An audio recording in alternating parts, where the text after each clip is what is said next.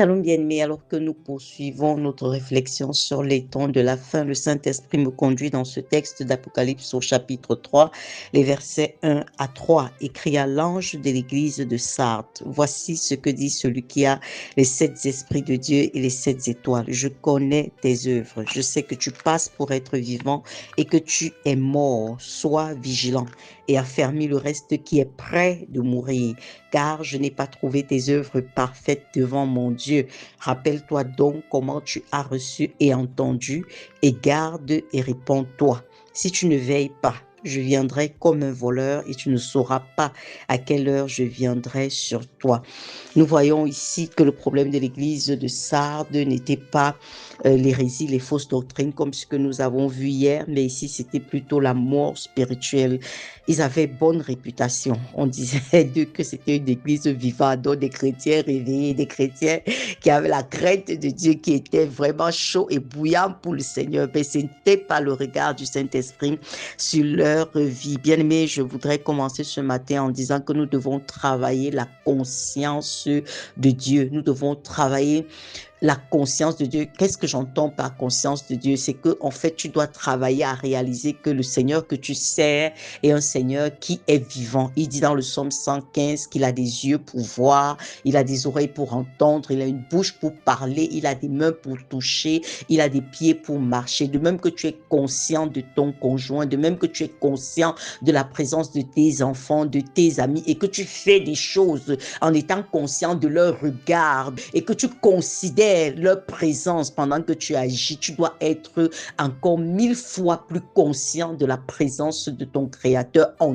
tout temps, parce qu'il est celui-là qui sonde même tes pensées qui sont cachées devant les hommes. La Bible dit que nulle créature n'est cachée devant sa face, tout est mis à nu et à découvert devant celui à qui nous devons rendre compte. Hébreux 4, 13. Donc tu dois être conscient du regard permanent de Dieu sur ta vie. Ça va te permettre de t'ajuster. Ici, ils étaient soucieux de l'appréciation extérieure des hommes, et devant les hommes, ils avaient réussi vraiment à avoir bonne réputation. C'est pour ça que le Seigneur dit à cette église, tu passes pour être vivant, mais devant moi, tu es mort. Et le Saint-Esprit me rendait ministère que c'est ainsi que beaucoup de personnes, de chrétiens, de soi-disant chrétiens, sont dans cette fin des temps. Ce sont des personnes qui travaillent à passer pour être des personnes vivantes, mais devant Dieu, elles sont mortes.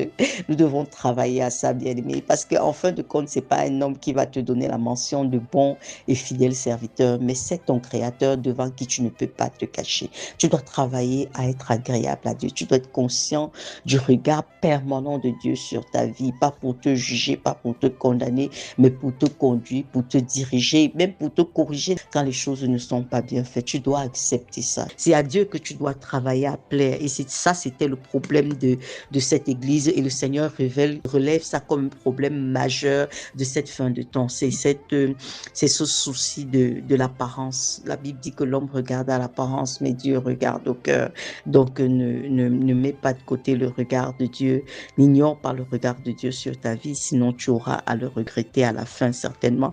Et on voit ici que le Saint-Esprit leur dit autre chose. Rappelle-toi donc comment tu as reçu et entendu, et garde-toi et réponds-toi. Rappelle-toi comment tu as reçu l'évangile. L'Église ici était appelée à ne pas mettre de côté les vérités fondamentales qui étaient la base de son appel. Vous savez, très souvent, aujourd'hui, on peut grandir dans la connaissance et mettre de côté les choses qui fondent même notre relation avec Dieu, comme l'amour, comme le pardon, comme l'intégrité, comme la compassion, comme le service, au nom de doctrines plus élevées. On peut avoir tendance à mettre de côté ces principes de base, mais qui par conséquent sont vraiment la base, comme je dis, pour toute bonne relation avec Dieu. Donc c'est pour ça qu'ici le Saint-Esprit leur disait, non, ne grandis pas dans la connaissance au point de me dire que tu as oublié ce qui est fondamental dans ta relation avec moi. Ne mets pas ces choses-là de côté. Tu dois, c'est ça ton socle, c'est ça l'appui sur lequel toute autre chose doit venir se poser, toute autre vérité,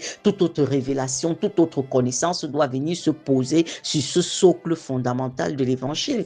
Donc nous devons travailler, bien aimé, à ne pas nous éloigner des fondamentaux. Ne recherchons pas toutes sortes de grandes révélations en oubliant les fondements, l'amour, la relation relation avec Dieu, c'est une relation fondée sur l'amour inconditionnel de Dieu vis-à-vis de l'homme. Et cet amour-là, nous sommes appelés à le manifester dans nos rapports avec autrui. Nous sommes appelés à vivre ça au quotidien. Nous sommes appelés à servir de manière désintéressée. Nous sommes appelés à marcher dans l'intégrité. Nous sommes appelés vraiment à travailler, à demeurer dans la foi, à avoir à cœur le salut des âmes. Ça, ce sont les fondements de l'évangile. Et pour rien au monde, on ne peut, c'est du non négociable en fait, c'est du non négociable. Donc, ce matin encore, je t'invite à te tourner vers ton Créateur, je t'invite à parler au Saint-Esprit, je t'invite à t'examiner, je t'invite à reconnaître là où tu as failli et à te réconcilier avec Dieu, parce qu'en réalité, ce message, c'est la main tendue de Dieu vers toi, bien-aimé. Shalom.